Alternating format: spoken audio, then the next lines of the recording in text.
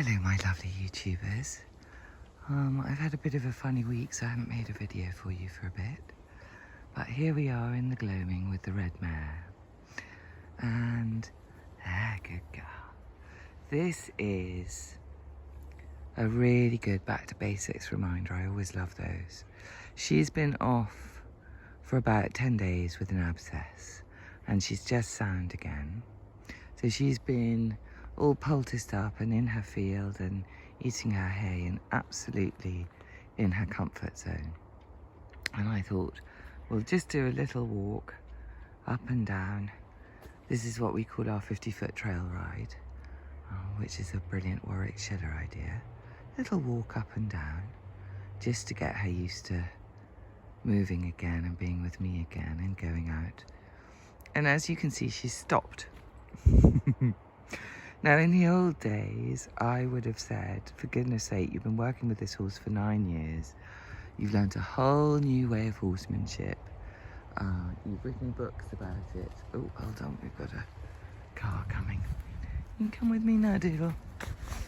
Yes, you come with me now. Oh, there we go. Hello, lovely car. And, come on, my dream girl. Yeah, you've written books. I've written 4 books about all this horsemanship. And, oh no, look, she's moving. And you can't even get her to just walk along. You hear that Florence shouting a 50-foot trail without stopping and saying, oh, I'm a bit worried. That's what I would have said. One of the big changes is that I don't say that anymore. A, because it's not useful, and B, because, you know, it doesn't really respect the nature of horses. If she needs to go back to her basics, then she needs to go back to basics. It doesn't mean I've done something terribly wrong, I'm hopeless, I shouldn't be allowed to keep a gerbil. Can you stay with me, Taylor? Good girl. She wants to eat, and I'm going to ask her not to just for the minute. There we go. And there we go, good girl. So all I do is I just say, okay, if you need to stand still and have a bit of a look around, then I'm going to let you do that. I'm going to respect that.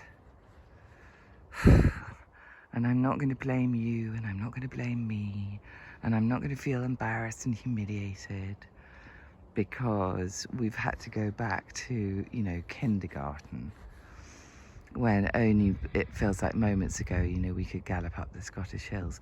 Sometimes we need to go back to kindergarten.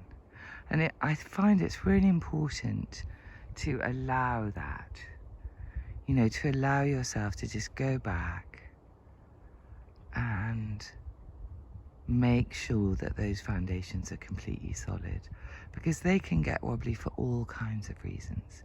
You know, it might be that because she's been lame for a while, that made her feel a bit vulnerable. Often you'll find when horses go lame, they get very spooky. Well, that's basic evolutionary biology. In the wild, if they're lame, they're vulnerable to predators.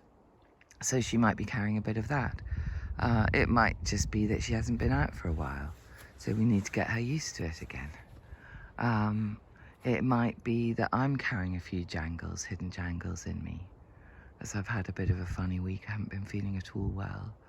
So maybe she feels that I'm not at my crest and peak of strength and reliability, and so she's got to protect herself from mountain lions and the herd because I'm a bit wobbly. So there are always lots of reasons for this. It doesn't mean that you're a failure and a fraud. That's what the gremlins will tell you. So you just say to the gremlins, thank you very much for your information. Yes, there's the lick and the chew. I will take that under advisement. And I'm going to choose to tell myself a different story, which is a much more complex story. There's a really interesting thing about cultural memes, political tropes, which get a surprisingly fast and broad purchase, and they're always really simple. You know, that's why slogans work. Take your country back. Now, actually, the thoughts behind that are unbelievably nuanced and complex, and would probably need a book to unravel, if not several essays. But, oh, take your country back, that sounds great. Make America great again. You know, who could argue with that? What I find is that the gremlins deal in slogans, which is basically you're no good. And you're no good is really easy for the brain to understand. Or you're not good enough. You're never going to be good enough.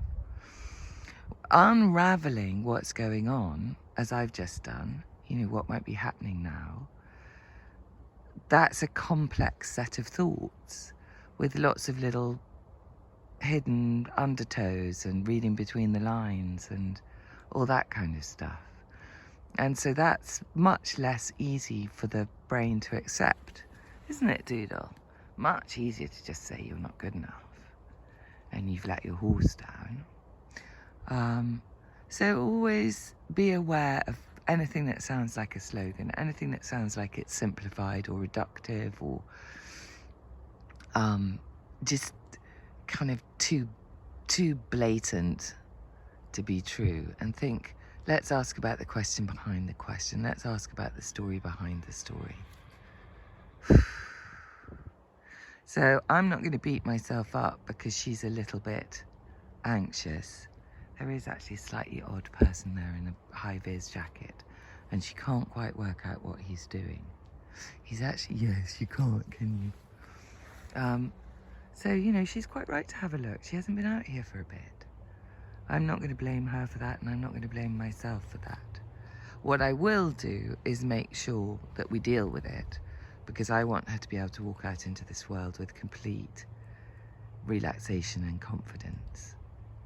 So those are my thoughts about the times when you have to go back to basics, and the generosity of spirit that you need to summon for yourself when that happens, as well as for your horse.